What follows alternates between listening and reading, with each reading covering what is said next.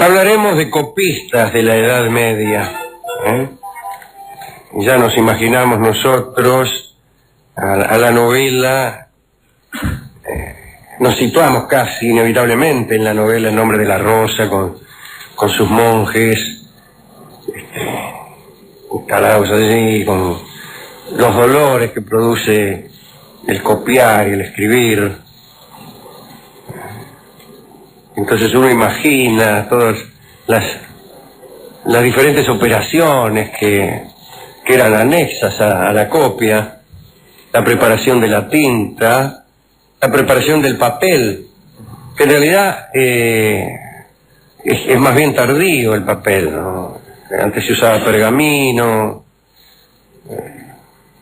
la preparación de los revestimientos que solían ser de cuero, y antes que la preparación, la degollación de los vacunos o de los chanchos que iban a dar lugar a ese cuero. En algún lado he puesto yo que el auge de los libros causó disminución en los rebaños. Se usaba mucho, me parece, el cordero. Disculpe. Y también los horarios, la luz, las velas, el aprovechamiento de las ventanas, las enfermedades que producía el estar muchas horas allí, el frío de los conventos no, de los monasterios. Todo eso se imagina uno. Se imagina también el trabajo de los ilustradores, que a veces eran los mismos copistas, pero en general no.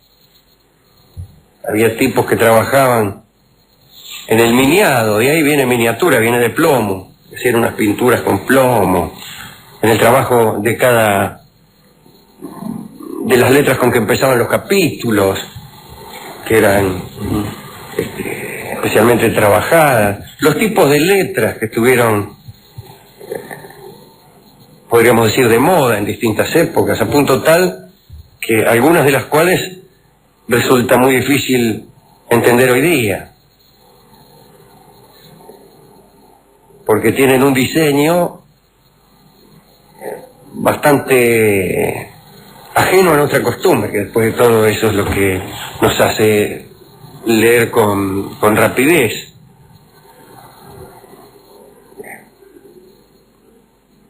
Pensamos también en los tecnicismos del nombre que cada parte del libro tenía, nombres que todavía se conservan. Y pensemos en muchas cosas más. En todo eso pensamos. Durante los siglos VII y VIII los monjes fueron los únicos agentes que permitieron la difusión del corpus literario cristiano y pagano en Europa, porque eran los únicos grupos de hombres educados que disponían del tiempo y los recursos necesarios para trabajar como transcriptores profesionales. Cada copista se sentaba sobre un banco, elevaban los pies en un apoyo y escribían sobre las rodillas. Un pupitre al frente sostenía el libro que era copiado y una mesa lateral sostenía las plumas, las tintas, el cuchillo, un raspador para borrar y una regla, salvo cuando era de distinta manera. Quiere decir que este es un párrafo absolutamente arbitrario. No había ninguna regla al respecto. Dice también que algunos escribas lograban trabajar en silencio absoluto y otros no, cosa que sucede en todas las actividades humanas, como por ejemplo el ordeñe de vacas, a que efectivamente algunos ordeñadores trabajan en silencio y otros silban. Sin embargo, es probable que algunos todavía conservaran la costumbre, la antigua costumbre de leer en voz alta, y como para copiar es necesario leer, algún murmullo habría. Sí conviene decir que los copistas acostumbraban a comentar o a escribir cosas en el margen. Cosas que no eran, como puede suponerse en la primera descripción, alusivas al texto, sino alusivas al momento que ellos estaban viviendo mientras copiaban. Quiere decir que el efecto que tienen es un efecto de distanciación, de distanciamiento con respecto al texto que uno está examinando. Si vos estás leyendo el banquete, pongamos por caso, ¿no? Entonces alguien hace un escrito marginal que dice, bueno, este tipo era hermano de fulano, eso está conectado con el texto. Pero si al costado dice, mientras copio esto está lloviendo, se establece una distancia del lector con el texto platónico. Aparece un tipo que no estaba en el banquete y que no era el escritor, y es como en el teatro cuando suceden estas cosas destinadas, que se llaman distanciamientos justamente, destinadas a que el espectador deje de creer en lo que está viendo, porque al autor le conviene que no crea. No siempre al autor le conviene que crea, al autor le conviene que no crea. Pero estas apariciones del copista no estaban diseñadas por Platón ni por Bertolt Brecht, sino que eran hijas del aburrimiento, del tedio, del dolor, del resentimiento, de la enfermedad. Entonces ponían cosas tales como solo los 3 dedos escriben, el cuerpo entero sufre, o esta obra es lenta y difícil, o ahora ha caído la noche y es hora de cenar. No en el texto, en la vida del copista. Eso es extraordinario y no ha vuelto a repetirse nunca, probablemente por la influencia que Gutenberg ha tenido en este hecho. Dicen que los escribas de los monasterios irlandeses eran muy propensos a escribir sobre los márgenes. Casi podíamos pensar en una literatura marginal, en el sentido más estricto de la palabra, y no estaría mal. Siempre es interesante leer las cosas que las personas que nos prestan libros han escrito en los márgenes, que también tienen a veces que ver con el texto y a veces no. A veces no. Otro género literario inexplorado, desde el punto de vista del análisis, es el subrayado. Cuando un subraya, está agregando a la obra preexistente un elemento que no estaba. Entonces, cuando yo empiezo a leer pongamos por caso el banquete de Platón, subrayado por el centrofor de la luz, que me lo prestó, ya hay un intruso. Lo escribe Platón, pero también lo escribe el centrofor de la luz. ¿Entienden? Y subrayar es también escribir, porque si usted me subraya un libro, usted está confiriendo a las palabras un sentido de énfasis que no tenían, que Platón no había puesto. Amén de las anotaciones marginales parecidas a estas de los copistas irlandeses. Y recuerdo algunas que no vienen al caso. En un manuscrito del siglo IX que reproduce un texto de Casiodoro acerca de los salmos, podía encontrarse lo siguiente: grato es el resplandor del sol que hoy se derrama sobre estos márgenes, cómo parpadea. Está mejor que Casiodoro. Durante los siglos VII y VIII, los lugares de copiado alcanzaron un alto nivel de actividad. El trabajo era muy lento, naturalmente. El mejor de los copistas podía alcanzar 30 páginas diarias. Era mucho, de todos modos, porque no vaya a creer que copiaban como uno.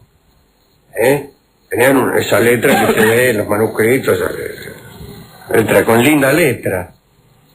30 páginas eran mucho.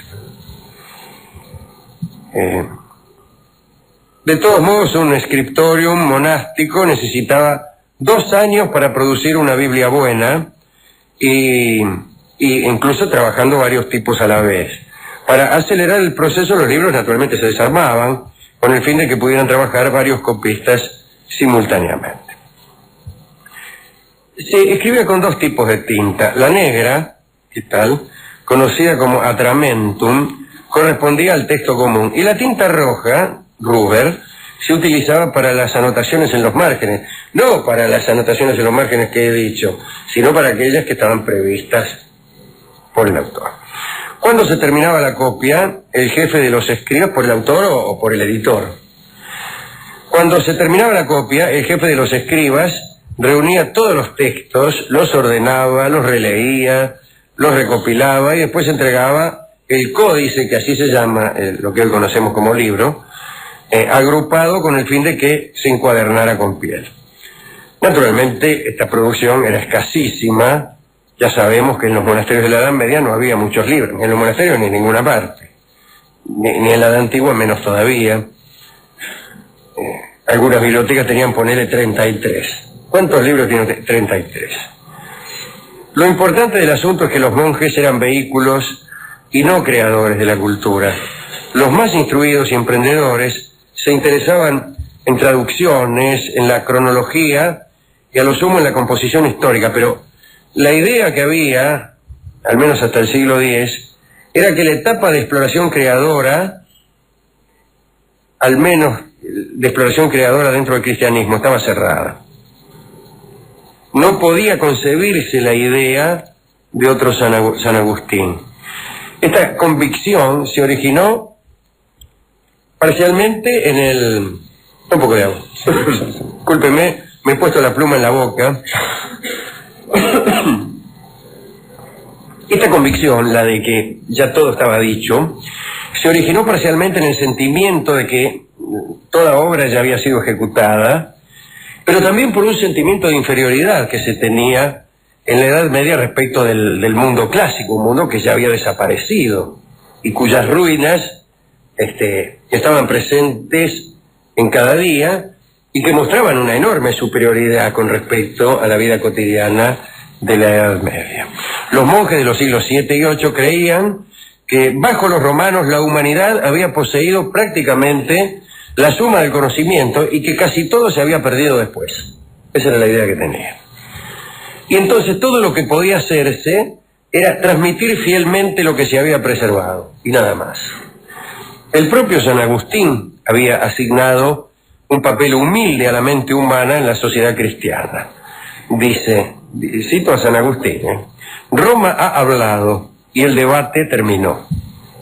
La consecuencia de su enseñanza fue que se aplicó a la frase un contexto mucho más amplio de lo que el propio Agustín seguramente había deseado. Y el mensaje agustiniano fue interpretado así: el mundo antiguo y los padres han hablado, el debate ha concluido. Y por debate se entendió el proceso entero de adquirir conocimientos a través del pensamiento y la experimentación. Entonces no correspondía a los monjes, por aptos que fueren, desafiar las conclusiones del pasado. Debían limitarse a transmitir y multiplicar lo ya escrito. Y nadie escribía, copiaban todo. Pero esto, que parece repugnar a nuestra condición de al menos de simpatizantes del pensamiento, ya de que no de personas que lo ejercen. Sin embargo, esto benefició a la civilización porque estos tipos que consideraban que la reproducción era más importante que el pensamiento creador, copiaron. Y si no hubieran copiado, no hubiera llegado hasta nosotros la mayor parte de las obras de la antigüedad clásica. De hecho, no llegó hasta nosotros la mayor parte de las obras de la antigüedad clásica. Lo que nosotros vemos es es lo que quedó, lo que no se perdió. Será una octava parte. Vaya a saber, no lo sabemos. Si esta gente no hubiera escrito, mucho menos hubiera llegado. Algunos dicen que sucedió exactamente lo contrario, que en verdad los monjes medievales fueron responsables de enormes pérdidas, porque pasaban largas horas dedicados a borrar y a reacondicionar viejos manuscritos realizados sobre pergamino para volver a utilizar ese material que era muy costoso. Como si en una época de misiadura de la humanidad se borraran todas las cintas de tape. Entonces, para poder utilizarlas de nuevo, borraban todo lo escrito. Parece que algo de eso hubo también en la Edad Media, y supongo yo que las víctimas más frecuentes habrán sido las obras paganas. Hasta la difusión del papel en Europa, a partir del siglo XII recién, muchas de las obras de la antigüedad clásica fueron borradas con ese procedimiento que le digo, y no es improbable, ya que hablamos del nombre de la rosa, que el tomo de la segunda poética de Aristóteles sobre comedia se haya perdido en alguna manipulación de ella, que lo hayan borrado para grabar encima la comunión del nene. Ah, no, eso era en la cinta. Los palimpsestos, los pergaminos reacondicionados para su nuevo uso, cumplieron la función de borrar para siempre ciertas zonas de la memoria antigua y permitir la emergencia de una memoria nueva sobre las huellas de lo antiguo. Pero bueno, eso es lo que acabamos de decir. Solo que ahora lo dice el cronista. De todos modos, hubo quienes insistieron en cuidar viejas obras. Hacia el fin de su vida, el monje Beda, el venerable, exhortaba a sus escribientes a trabajar con más rapidez. Había un sentimiento de sombrío apremio en esa tarea, porque algunos hombres creían que, por horrible que hubiera sido el periodo que siguió a la decadencia de Roma, creían, que las cosas empeorarían y que muchas obras se perderían para siempre. Y así, por ejemplo, el rey Alfredo, a fines del siglo IX, exigió que todos los textos latinos se tradujesen al inglés, pero porque él estaba convencido de que venían tiempos tan difíciles que todo el saber latino se iba a destruir y que incluso nadie estaría en condiciones de leer latín en poco tiempo.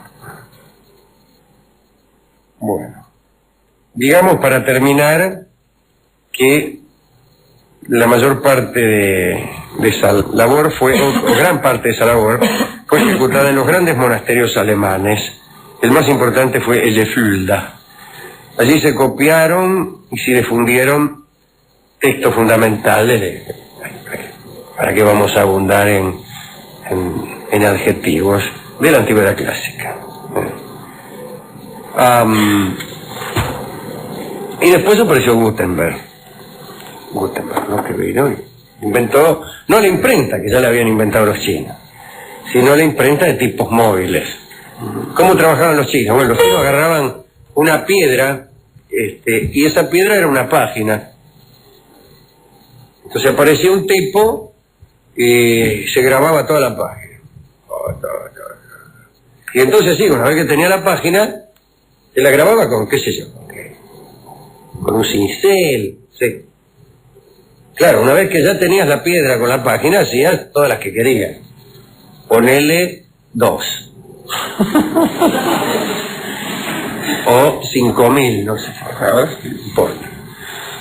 Pero costaba mucho hacer una página. Entonces lo que inventó Gutenberg fue unos tipos móviles que permitían lo siguiente: vos armabas una página. Era muy difícil armarla, pues ponele que sí. O era muy difícil armar los tipos, ponele que también. Pero una vez que armabas una página, después la desarmabas y armabas otra con las mismas letras. Eso fue lo que inventó Gutenberg, y eso sí cambió la historia. Cambió la historia y produjo algunas consecuencias, una gran cantidad de consecuencias auspiciosas y algunas lamentables. Las consecuencias lamentables se pueden adquirir en todos los kioscos. ¿A quién dedicar esto? Bueno, a los monjes medievales, al amigo Gutenberg y a Boecio, que fue uno de los primeros que mandó a copiar un autor cristiano, de los primeros filósofos cristianos de la antigüedad, o el otro, Isidoro de Sevilla. Isidoro de Sevilla escribió mucho sobre los gnósticos.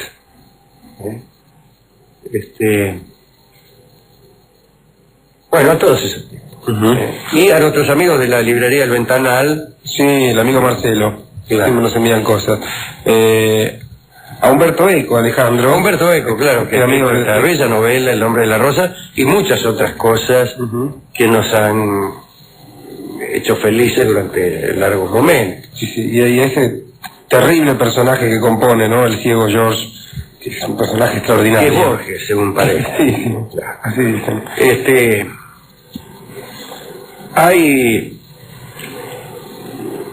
Está la película también, ¿no? Con nuestro amigo Sean Connery. Hay ahora una serie que no he visto solo la propaganda en el canal de la historia, que dice Hollywood versus la historia, y supongo yo que se tratará de desmentir películas, ¿no? Que agarra, por ejemplo, qué sé yo, no sé, porque nombre de una película histórica. El acorazado Potel. Los viajes de Marco Polo. Bueno, eso es muy antiguo, no hay manera. El propio Marco Polo ya empezó a macanear, porque no va a macanear Cecil DeMille. Sí. Pero Pearl Harbor, la que se hizo ahora. Que claro, bueno, ahí está. Pero por ahí algunas de la Guerra Civil Norteamericana o de la historia de Inglaterra. Entonces por ahí aparece un historiador y dice, no, este tipo nunca estuvo en esta batalla. Pero bueno, tenía el contrato y había que ponerlo en algún lado y lo metimos.